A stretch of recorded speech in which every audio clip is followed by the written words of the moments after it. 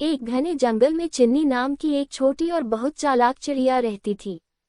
वह जंगल के सभी जानवर उससे दोस्ती करना पसंद करते थे।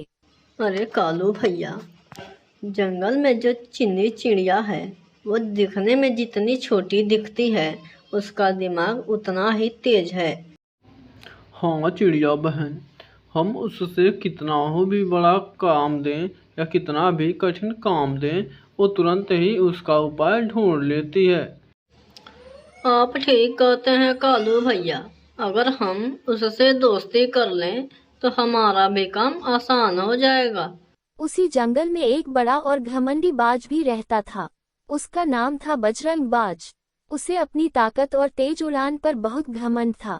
वह अक्सर छोटे पक्षियों को डराता और कहता, मुझसे तेज और शक्तिशाली इस जंगल में कोई नहीं है।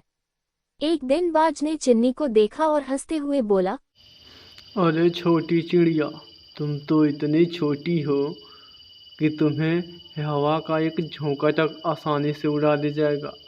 तुम उसमें कैसे बचोगी? चिन्नी मुस्कुराए और बोली, बड़ा शरीर और बड़ा ताकत होने से कोई व्यक्ति बड़ा नहीं होता। बुद्धि और तेज दिमाग ही सबसे बड़ी ताकत है। बाज जोर जोर से हंसने लगा।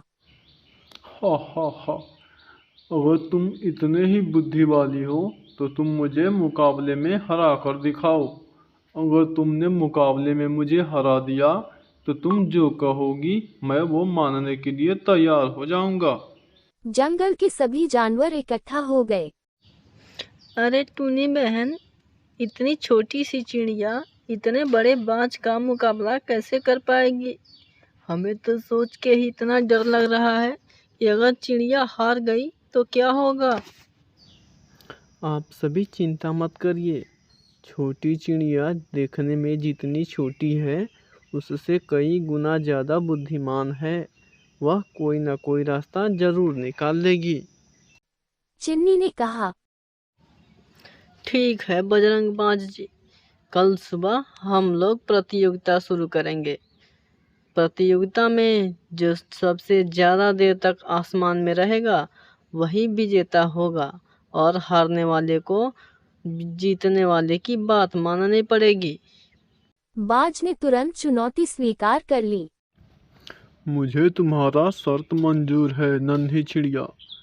कल हारने के लिए तैयार रहना। अगली सुबह प्रतियोगिता शुरू हुई। चिड़िया और बाज, आप लोगों का प्रतियोगिता शुरू होता है और सब कुछ नियम के अनुसार होगा, जो कि पहले ही बताया जा चुका है।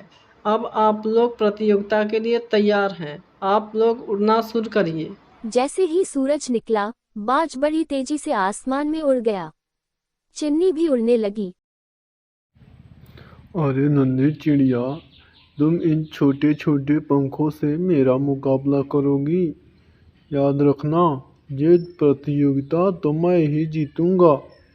चिड़िया बाज के बातों पर बिना ध्यान दिए हुए आसमान में उड़ती रहती है।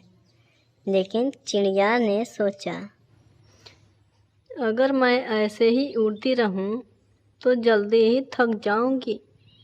मुझे कोई ना कोई उपाय ज़रूर सोचना चाहिए ताकि मैं बिना थके ये मुकाबला जीत सकूं। लेकिन वह चुपके से बाज की पीठ पर जाकर बैठ गई।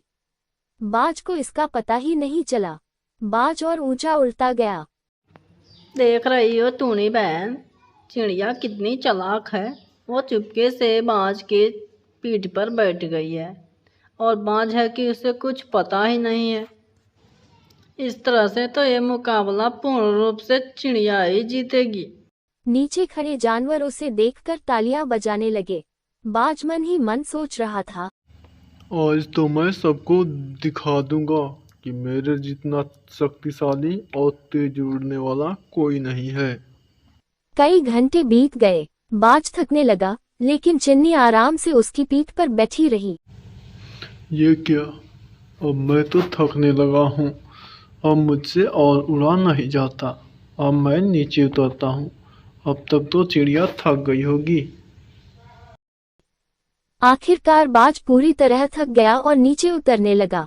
जैसे ही वह जमीन के करीब पहुंचा, चिन्नी फुर से उसकी पीठ से उड़कर ऊपर चली गई। सब जानवर हैरान रह गए। चिन्नी आसमान में चक्कर लगाते हुए बोली, देखो, मैं अभी भी उड़ रही हूँ, जबकि बाज नीचे आ चुका है। बाज को समझ आ गया कि चिन्नी ने अपनी बुद्धि से उसे हरा दिया है। उसे अपनी गलती और घमंड पर शर्म आई।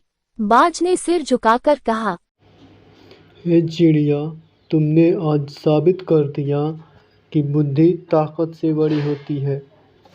चिन्नी मुस्कुराए और बोली, सही कहा। बुद्धि, धैर्य और विनम्रता हमेशा घमंड और ताकत से बड़ी होती है। उस दिन के बाद बाज ने कभी किसी छोटे पक्षी को परेशान नहीं किया। वह सबके साथ प्यार से रहने लगा।